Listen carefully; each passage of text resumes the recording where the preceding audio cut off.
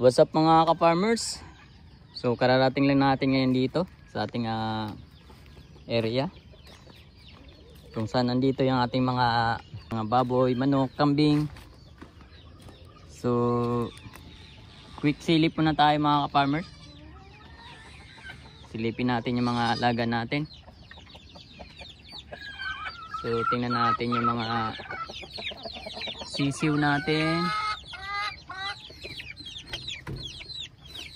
Yung mga sisiw na 19 heads, if they're still in good condition.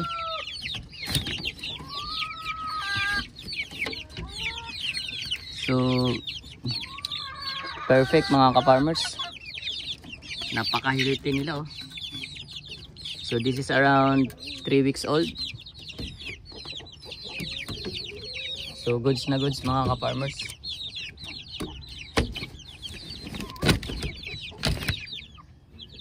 So silipin natin yung ating mga kambing.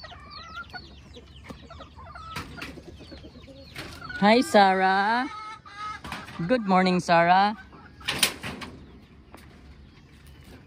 Good morning Puldo. Good morning Puldo. Good morning Leo. Good morning Petra. Ayan, ang likot na ni Puldo. Gustong gusto nang lumabas ni Puldo mga ka-farmers. Ang laki na nyo, oh. Bilog na bilog yung katawan. Ayan oh. Hindi kagaya nitong kay Leo. Ito bilugin yung katawan nito. Bigat na yan mga ka-farmers. Nasa ano na yan, kulang-kulang 5 kilo. Bigat niya. May gitsang buwan pa lang. Ayan no. Ang ganda ng forma ng katawan. Di mo makita na nakahopyak yung ano, hopyak yung katawan niya, yung tiyan niya. Talagang bilugin siya. Yan, si Sarah. So gumaganda na yung balahibo ni Sarah mula nung napurga natin. Hindi na yung kagaya nung dati na parang dry. So maganda na ulit yung balahibo niya.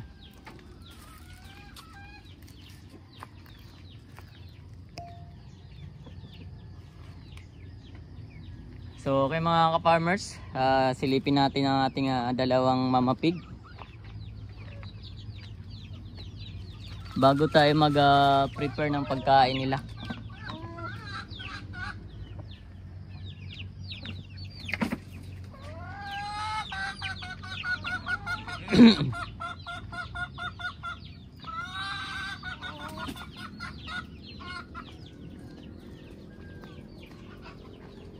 Silipin natin yung status ng ating mga alaga dito. Ang ating mga future mama pig na si Perla tsaka si Pitring.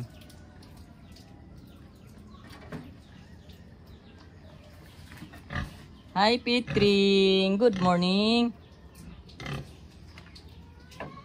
Laki na ng tiyan niya mga ka-farmers oh. Bilog na yung tiyan niya. Sana marami ito. Tsaka magalaw na yung tiyan niya mga ka-farmers oh. Medyo maalon-alon na. So this is more than 2 months. So magti 3 months ito ngayong 23. Pero halata na yung tiyan niya mga ka-farmers oh. Hopefully marami ito. Silipin natin si Perla. Hi Perla. Perla, come here. Dali. Dali na. Dali na ba? Kasi magikaon. Hi Perla. Dali. So ayan, laki na ni Perla mga ka-farmers. So magti 3 months pa ito ngayong ano, mag 4 months pa ito ngayong February 23. Ang laki na niya. Kaya inumpisa na nating i-diet. Tsaka tataka ako dito mga ka-farmers. Si Pearl ay kabata-bata pa, parang nag-ano na. Nagmumolting. Naglulugon ayun, no? Natatanggal yung mga balahibo. Tatanggal yung mga balahibo niya. Kabata-bata pa. So I think maganda tong ganito mga ka-farmers para time na pabarakuan natin siya, tapos na siyang maglugon. Kaya I think mas maganda pag ganitong mga bata pa na maglulugon na.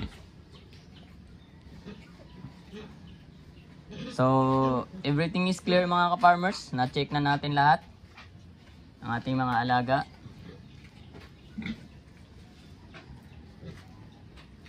Except sa ating mga sisiw na bago nating winalay nasa ating DIY na brooder.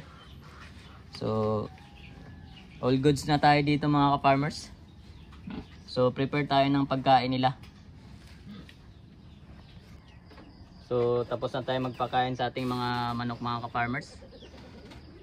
Ayan, nakakain na yung mga yan. So papakain tayo dito sa ating mga kambing na si Sarah at si Petra, kasama si Leo at saka si Poldo. So ayun mga ka-farmers, papakainin muna natin sila bago natin sila ilalabas, para busog na sila bago natin sila ilabas. So since kumakain na sila mga ka-farmers, so iwanan na muna natin sila dito nang maasikaso na rin natin yung mga mama pig natin, para makakain na rin sila at medyo late na rin tayo. So since nag-prepare na tayo ng pagkain doon, may isang makulit oh. Ayan, may isang makulit. Ayaw tupagin yung pagkain at laging naungulit. So kailangan nating lumabas dito para makakain siya. Ayan. So kung hindi natin iniwan yan mga ka-farmers, mangungulit lang yun, hindi yun kakain. So nag-prepare na tayo ng pagkain ng ating mga mama pig.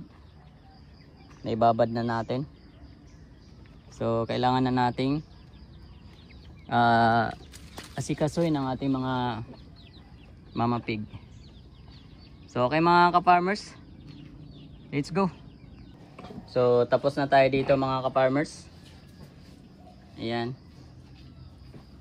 So tingnan nyo mga ka-farmers paano humiga si Pitring. Gaano siya kaingat humiga.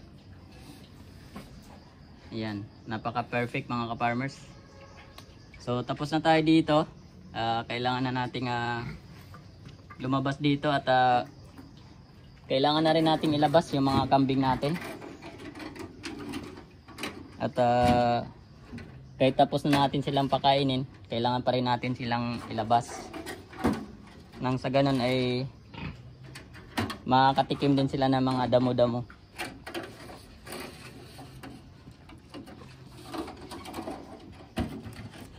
So ayan mga ka-farmers, labas muna natin yung mga kambing natin.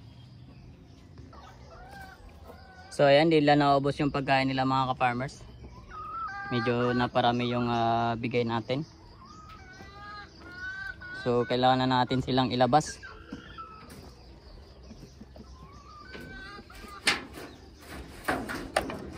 Labas na natin. So unahin natin palabas itong si Sarah.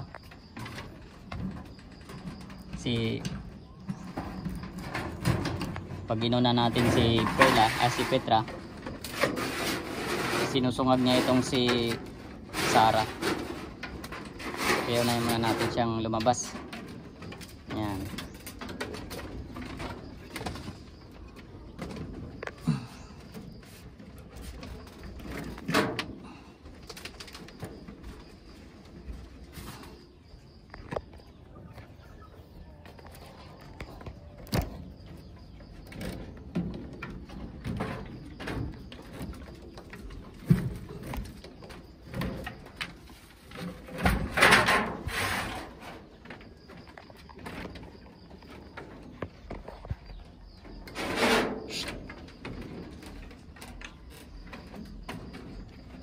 Labas, labas.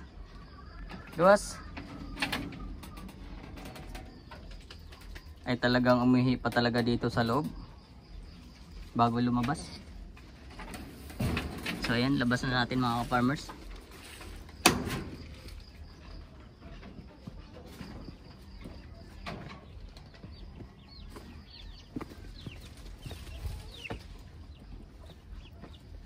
So ayan. So okay mga ka-farmers, labas muna natin to. So dito natin iniiwan ang ating mga kambing mga ka-farmers. Ayan. So kahit pa paano meron silang makakain na damo dito. At safe tayo na hindi makapaminsala itong dalawang maliliit na to. Since walang saging dito na maliliit. Ayan. Hindi kagaya dun sa kabilang lote na may mga saging na mga maliliit na saging. So dito safe na safe mga ka-farmers. At mabilis natin silang madadaanan every time na aakyat tayo dahil nandito sa tabi ng daan natin nilagay. Papasok dito sa ating babuyan. Ayan, yun yung highway. So nandito natin sila nilagay. So okay mga ka-farmers, baba muna tayo. At medyo gutom na.